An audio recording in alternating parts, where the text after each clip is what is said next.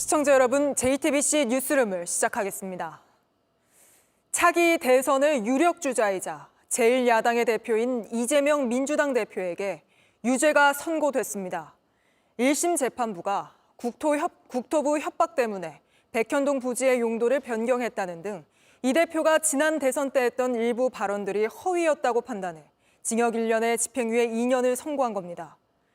이대로 형이 확정되면 이 대표는 다음 대선에 출마하지 못하게 되고 민주당도 선거 비용으로 보전받았던 434억 원을 다시 반납해야 합니다. 이 대표는 법정을 나서며 즉시 항소하겠다고 밝혔는데 첫 소식 조혜연 기자가 보도합니다. 법원은 이재명 민주당 대표의 공직선거법 위반 혐의를 인정했습니다. 그러면서 징역 1년에 집행유예 2년을 선고했습니다. 선거법 위반으로 벌금 100만 원 이상이 확정되면 의원직을 상실합니다. 1심 재판부가 이보다 더 무거운 형을 선고한 겁니다. 항소하게 될 것입니다. 기본적인 사실 인정부터 도저히 수긍하기 어려운 그런 결론입니다. 재판부는 이 대표가 해외 출장에서 고 김문기 전 성남도시개발공사 처장과 골프를 쳤다는 게 조작됐다고 한 발언을 허위라고 봤습니다. 제가 그리고 이 국민의힘에서 4명 사진을 찍어가지고 마치 제가 골프를 친 것처럼 사진을 공개했던데 제가 확인을 해보니까 전체 우리 일행 단체 사진 중에 일부를 떼내가지고 이렇게 보여줬더군요. 조작한 거죠. 또 국토부 협박 때문에 백현동 부지 용도를 변경했다는 발언도 사실이 아니라고 판단했습니다. 국토부 장관이 도시관리계획 이거 변경 요구하면은 지방자치단체장은 반영해야 된다. 의무 조항을 만들어놨습니다. 이걸 가지고 만약에 안 해주면 직무유기 뭐 이런 걸 문제 삼겠다고 협박을 해서. 오늘 선고는 현재 이 대표가 받고 있는 4개의 재판 중에 처음으로 나온 법원의 판단입니다. JTBC 조혜연입니다. 오늘 유죄 선고로 민주당 이재명 대표는 사법적으로도 또 정치적으로도 큰 타격을 입게 됐습니다. 특히 당장 열흘 뒤에는 검찰이 징역 3년을 구형한 위증교사 사건의 1심 선고도 예정돼 있습니다. 오늘 이 판결이 남은 재판에도 어떤 영향을 미칠지 법조팀 박병현 기자와 분석해 보겠습니다. 자, 박 기자, 먼저 오늘 1심 판단은 대장동이나 백현동 의혹과 관련한 이 대표의 해명이 결국 허위라는 것 아닙니까?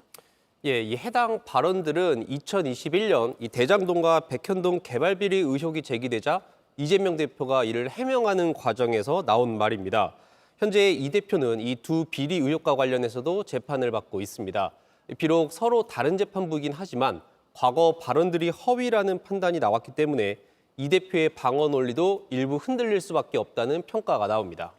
당장 열흘 뒤에는 위증교사 사건 1심이 있잖아요. 네, 이번 달 25일입니다. 이 대표는 2004년 검사 사칭으로 벌금 150만 원을 받은 것을 두고 2018년 경기지사 TV 토론회 때 누명을 쓴 것이다. 이렇게 말을 해서 허위사실 공표 혐의로 재판에 넘겨졌습니다.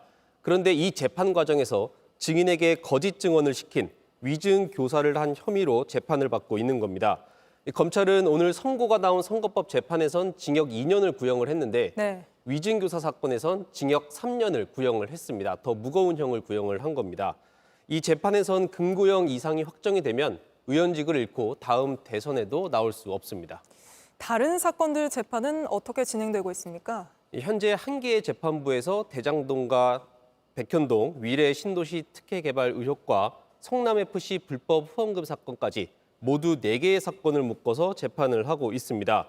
이 순서는 위례 신도시, 대장동, 성남FC, 백현동 순으로 심리를 진행하고 있는데 이 위례 신도시는 11개월 만에 심리는 마쳤지만 이제 막 재판을 시작한 대장동 같은 경우에는 많게는 148명의 증인 가운데 신문이 진행 중인 건 유동규 전 본부장 1명뿐입니다. 네. 나머지 2건은 아예 시작도 하지 못한 상황입니다. 1년 넘게 재판을 했는데도 이제 한 건에 대해서만 심리를 끝낸 거라 내년에도 1심 선고가 나오지 않을 가능성이 있다는 예상이 나옵니다. 그래서 검찰은 위례와 대장동을 떼어내서 일찍 선고를 해달라고 요청할 계획인데 재판부가 받아들일지는 지켜봐야 합니다. 1심 선고까지는 많이 남았지만 검찰이 징역 11년 이상에 해당하는 범죄라고 주장을 했던 만큼 네. 결과에 따라 큰 파장이 나올 수도 있습니다. 여기에 더해서 대북 송금 재판도 있지 않습니까? 이 쌍방울 그룹이 이 대북 사업과 방북 비용 등 모두 이 800만 달러를 대신 내게 한 혐의로 지난 6월 이재명 대표가 재판에 넘겨졌습니다. 이 사건 기록만 4만 쪽에 달하기 때문에 네. 1심 선고까지는 상당한 시간이 걸릴 것으로 보입니다.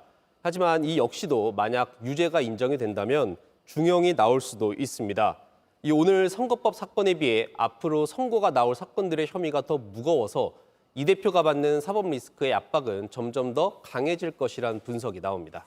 알겠습니다. 여기까지 짚어보죠. 박병현 기자였습니다. 명태균 씨가 폭로하듯이 소셜미디어에 올렸던 김건희 여사와의 카카오톡 대화 내용. 여기서 등장한 오빠가 누군지를 놓고 논란이 컸습니다. 검찰이 대화 전체를 살펴본 결과 김 여사의 친오빠를 지칭한 게 맞다고 밝혔습니다. 그런데도 명 씨가 일부러 윤 대통령으로 오해하게끔 언론 플레이를 했다는 겁니다. 강버들 기자입니다. 일단 까봐라. 허풍쟁이야, 이 사태. 그러면 못 줘야 되냐? 남자가 까야지.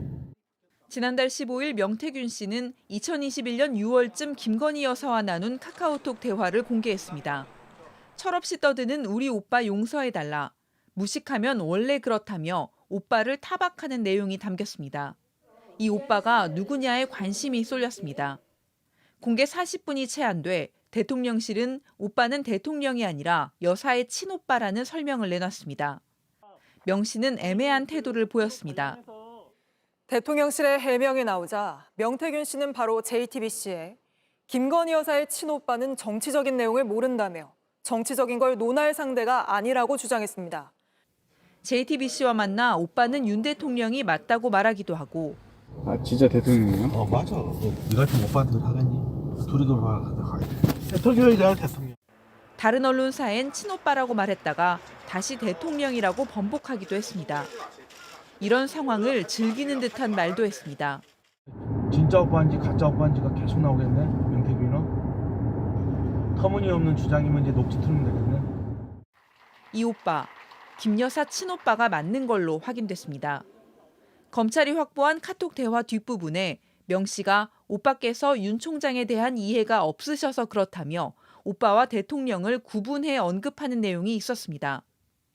검찰은 구속심사 때 이 대화를 제시하며 명 씨가 친오빠인 걸 알면서도 오해하도록 언론 플레이를 했다고 지적했습니다. 명 씨는 의혹과 비난이 집중되는 상황에서 화가 나 한 말이라고 해명했지만 구속을 피하지 못했습니다. JTBC 강버들입니다. 지금부터는 윤석열 대통령의 공천 개입 의혹, 저희가 새롭게 취재한 내용을 전해드리겠습니다. 윤 대통령이 2년 전 지방선거 당시 김태우 전 강서구청장 공천뿐 아니라 포항시장 공천에도 개입한 구체적인 정황을 포착했습니다.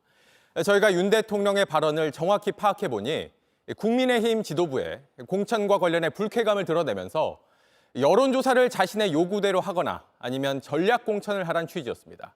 먼저 김필준 기자의 단독 보도입니다. 이준석 개혁신당 의원은 지난 2022년 지방선거 공천 당시 윤석열 대통령이 역정을 냈다고 표현했습니다. 대통령 당선이 저한테 뭐 이러이렇게 해가지고 역정을 내면서 얘기하는 상황은 저는 굉장히 이례적이고 윤 대통령이 역정을 내면서까지 챙겼던 건 포항시장 공천인 것으로 JTBC 취재 결과 파악됐습니다. 당시 상황을 잘 아는 여권 핵심 관계자 A씨는 2022년 4월 말 당시 당선인 신분이었던 윤 대통령이 국민의힘 지도부에 전화를 했다고 밝혔습니다. 먼저 윤 대통령은 포항시장 공천과 관련해 빨리 나서야 한다. 지금 너무 분위기가 안 좋고 모양새가 안 좋다며 불쾌감을 드러냈다고 했습니다. 그러면서 중앙당이 진행하려는 여론조사를 하지 말라고 말하며 여론조사에는 교체 지수를 넣으라고 말했다고 했습니다. 현직 지자체장 출신 후보의 불리한 방식을 언급하며 구체적인 조사 방식까지 말했다는 겁니다. 이에 대해 국민의힘 지도부 인사가 다른 지역에선 도입하지 않는 방식이라고 말하자 윤 대통령은 이번엔 아예 전략공천 얘기를 꺼냈다고 했습니다. 아니면 전략공천을 고려하려면서 재심은 중앙당이 받아들이지 말라고까지 했다는 겁니다. A씨는 당시 포항은 국민의힘 우세 지역이라 전략공천을 고려할 이유가 없고 재심 요청까지 중앙당이 거부할 명분은 없었다고 말했습니다. 또 대통령이 조사 방식 등을 바꿔 자신의 입맛에 맞는 특정 후보에게 유리하게 하려는 것 같았다고 밝혔습니다. JTBC 김필준입니다. 대통령 부부 공천 개입 의혹의 핵심 인물 명태균 씨와 김영선 전 국민의힘 의원이 오늘 새벽 구속됐습니다. 검찰은 이 두 사람이 정치적 또 경제적 공동체 관계였을 뿐 아니라 명 씨가 갑, 김 전 의원이 을의 위치였다고 봤습니다. 특히 명 씨가 김 전 의원 공천 과정에 실제 영향을 끼친 걸로 사실상 보고 있습니다. 먼저 신진 기자입니다. 검찰은 명 씨와 김영선 전 의원을 정치적, 경제적 공동체로 봤습니다. 둘을 갑을 관계로도 규정했습니다. 명 씨가 김 전 의원을 보좌한 게 아니라 스스로 국회의원의 지위에서 정치인으로서 행보를 보였다고 설명했습니다. 정치인이 아니기 때문에 정치자금법 적용 대상이 아니라는 명 씨 측 주장을 반박한 겁니다. 검찰은 명 씨가 지난 2022년 보궐선거에서 김 전 의원이 당선될 수 있도록 선거를 기획하고 판을 짰다고 봤습니다. 당시 경남 창원 의창 지역구 박완수 의원을 윤석열 대통령에게 소개해 경남 도지사에 출마하도록 했다고 의심하고 있습니다. 지역구가 비기에 유도했고 이곳에 김 전 의원이 출마하도록 했다는 겁니다. 그런 뒤 김 전 의원이 앞서는 여론조사 결과를 당시 국민의힘 이준석 대표에게 여러 차례 카톡으로 보냈다고 설명했습니다. 결국 김 전 의원이 공천을 받기까지 전반에 관여했다고 의심하는 겁니다. 법원은 오늘 새벽 둘을 구속했고 검찰은 13시간 만인 오늘 오후 2시쯤 또다시 명 씨를 소환했습니다. 김 전 의원에게 받은 세비 절반 7,600만 원이 공천 대가가 아닌지 집중적으로 묻고 있습니다. 공천 대가성이 확인되면 검찰은 대선 여론조작 의혹 등으로 수사망을 넓힐 것으로 보입니다. 그 과정에서 명 씨가 김건희 여사와 나눈 대화 진위도 파악할 수밖에 없을 것이란 전망이 나옵니다. JTBC 신진입니다. JTBC 뉴스를 시청해 주신 여러분 고맙습니다. 저희는 저녁 6시 50분 뉴스룸에서 뵙겠습니다.